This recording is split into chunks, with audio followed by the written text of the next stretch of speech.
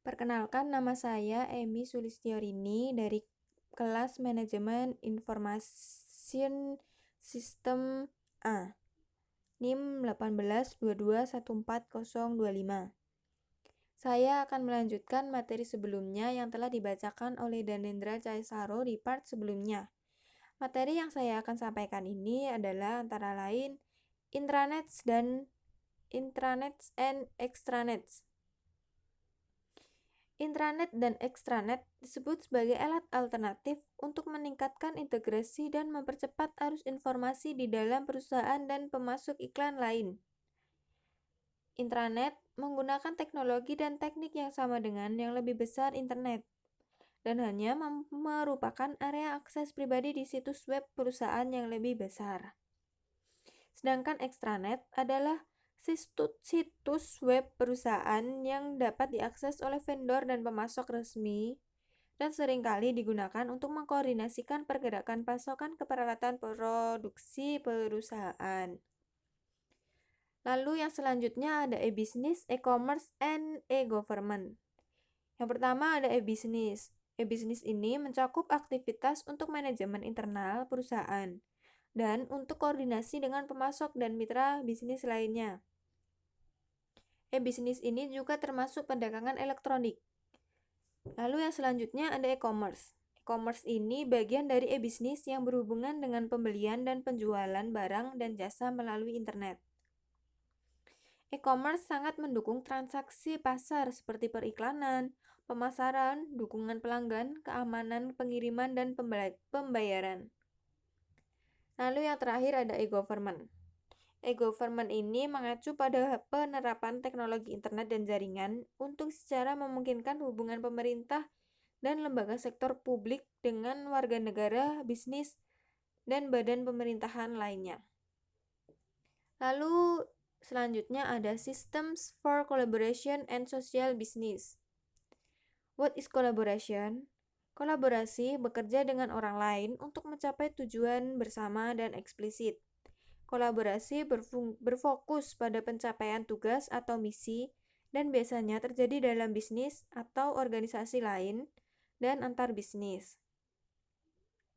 Kolaborasi bisa berumur pendek, berlangsung beberapa menit, atau jangka panjang, tergantung pada sifat tugas dan hubungan di antara peserta. Kolaborasi bisa dengan satu ke satu ataupun kelompok dengan kelompok. Lalu yang selanjutnya ada collaboration and teamwork are more important today than ever for a variety of reasons. Di sini ada 6. Yang pertama ada mengubah sifat pekerjaan. Mengubah sifat pekerjaan ini, sifat pekerjaan telah berubah dari pembuatan pabrik dan pekerjaan kantor prakomputer, di mana setiap tahap dalam proses produksi terjadi secara independen satu sama lain dan dikoordinasikan oleh supervisor. Lalu yang kedua ada pertumbuhan kerja. Pekerjaan interaksi cenderung profesional, pekerjaan di sektor jasa yang membutuhkan koordinasi dan kolaborasi yang erat. Pekerjaan profesional membutuhkan pendidikan yang substansial dan berbagi informasi dan opini untuk menyelesaikan pekerjaan. Lalu yang ketiga ada mengubah organisasi perusahaan. Tujuan mengubah organisasi perusahaan ini untuk sebagian besar era industri, manajer pekerjaan terorganisir dengan cara hierarkis. Urutan turun hierarki dan tanggapan dipindahkan kembali ke atas hierarki. Lalu yang keempat, ada mengubah ruang lingkup perusahaan. Pekerjaan perusahaan telah berubah dari satu lokasi ke beberapa lokasi kantor atau pabrik di seluruh wilayah, bangsa, bahkan di seluruh dunia. Lalu yang kelima, ada penekanan pada inovasi. Inovasi itu sendiri adalah proses kelompok dan sosial, dan sebagian besar inovasi berasal dari kolaborasi antar individu di laboratorium, bisnis, atau lembaga pemerintah. Praktek dan teknologi kolaboratif yang kuat diyakini akan meningkatkan tingkat dan kualitas inovasi. Lalu yang terakhir ada mengubah budaya kerja dan bisnis. Penelitian tentang kolaborasi mendukung gagasan bahwa tim yang beragam menghasilkan keluaran yang lebih baik, lebih cepat, daripada individu yang bekerja sendiri. Lalu ada what is social business? Social business ini penggunaan platform jejaring sosial termasuk Twitter, Instagram, Facebook, ataupun media sosial lainnya.